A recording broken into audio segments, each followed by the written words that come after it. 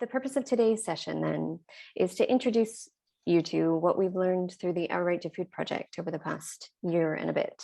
And some of you will recognize me from the Dignity in Practice team, but for the past while, I've also been working with members of our team and members of the community on this new project of ours called the Our Right to Food project. And today we're going to give you a little bit of time to explore the results of what we've found out, some of the learning so far, and encourage you to think about how using the lens of dignity and human rights influences the way we think about the cost of foods and what this means about what we're going to do about making healthy food affordable for everybody. So I believe we have a shared ambition in Scotland to live in a Scotland where everyone is able to afford food that keeps them healthy and well.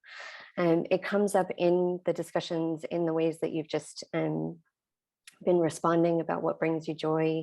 And it comes up time and time and time again in the work that we do with communities. We know that people always come back to us in all sorts of different conversations we have saying that they want to eat healthy foods and that many people feel that they aren't able to access this or aren't able to afford it at the moment. So the starting point for the work that we've been doing in the Our Right to Food project is how do we improve the affordability of a healthy and sustainable diet if we're thinking about the Good Food Nation. But this work has been focused more particularly on the healthy angle. So I just want to acknowledge that, of course, we're not there yet. And the costs of living are obviously rising. It will be no surprise to anybody who's been keeping up with the news or living and working in communities right now. But if we're going to achieve and going to live in a good food nation where we're promoting the right to food for everyone, we need to know where we're headed. And we need to know what people in Scotland would choose to eat if our incomes and benefits were sufficient. So in order to start answering or to start working towards this, we're asking a few questions. The first question is, what would Scotland's healthy diet look like? What is it that we're talking about? And that's what we're really going to be unpacking today, that first question. We also need to understand a little bit more about what is affordable for people. So how do our incomes and our wages and our benefits make different amounts of money that we might spend on food affordable or not? We also need to know how we're going to measure whether we're making any progress. And a big part of the work that the Our Right to Food project is doing next year is around that key question. So there are lots of ways that you can get involved in that, and I really hope you will. How can we measure whether we're getting closer or farther away from this? And then finally, all of this is about what policies are decision makers at local level and at national level making now that are helping, and what else is needed.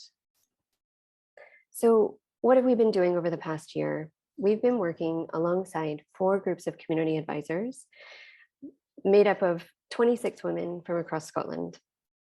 They are people who know what it's like to shop for, prepare, and eat food in either one of the 2 case study families that we'll be talking about today. So either a small family or a large family in Scotland today. We started off by bringing together these community advisors in online discussions where we've been co-developing and co-creating families, imagining ourselves into the life of a family and the types of meals that that family might be eating and the shopping list that they would then need to have in order to buy the food for those meals. And even though it would have been very nice to be in a room with people, we've been meeting online throughout lockdowns, pandemics and things. And I just want to take a moment before we go any further to just thank and celebrate the community advisors who have given so much of their time and their commitment and their energy and their passion to this project so far. There are a few of them with us here today, and they'll be scattered around in the breakout rooms. And it was such a pleasure and a joy to be working with them. So many, many thanks to them for their contributions.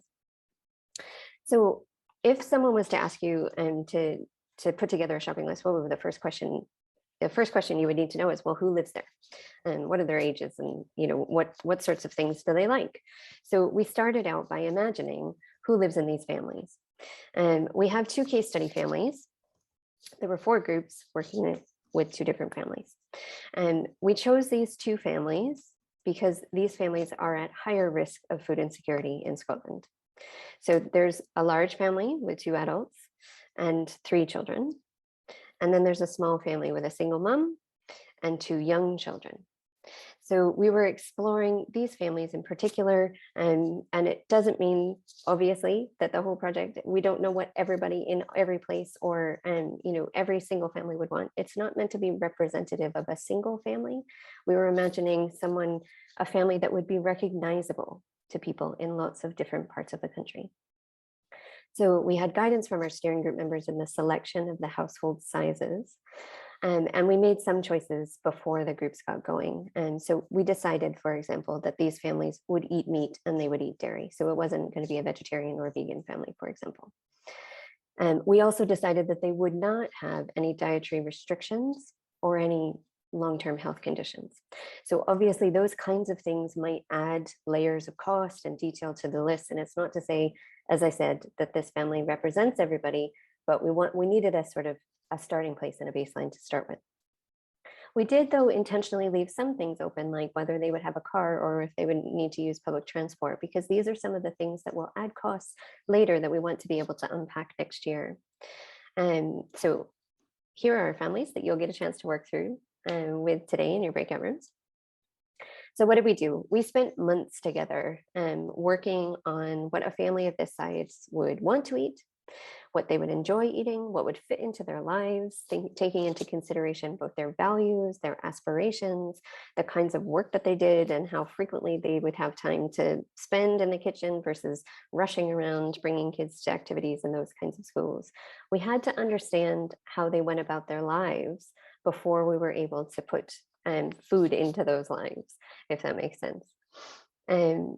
So we asked these series of questions, and we'll be working through some of those questions again together today. Throughout the whole of the project, we've been keeping a range of things in balance. So for the community advisors who are here today, you'll have seen this slide dozens of times. We were always trying to find this balance, weren't we? So if we're going to make a shopping list, we wanted to keep it in a reasonable price. We weren't going to include any caviar or anything like that in this, but we weren't considering price as the primary focus of what we were doing because we wanted to test that later on. It's those other three bits, those other three criteria and themes that we were trying to keep at the forefront of our mind all the time. We wanted to be healthy enough, but we weren't driven solely by food that was only healthy. Healthy is very contested, and we'll come back to that a little bit later. So we wanted it to be moving us closer towards dietary recommendations, but not exclusively focused on that. We did want it to be a good fit for people's lives, and that's why we spent so much time building the families' lives together. And we definitely wanted it to be food that most people would enjoy, recognizing that, again, people will have lots of individual tastes and preferences, but we wanted a kind of recognizable, generalizable group of balance of foods that most people would get on with. So here's just no one is expected to read this slide, but it's a snapshot to give you a sense of the level of detail that we were thinking in. We were taking track of every single cup of coffee that mom or dad had. We were keeping track of every single packet of crisps, or when those crisps could be swapped out for an apple and when that wasn't going to work, because the person was going to be too tired and frankly they just needed a packet of crisps that day.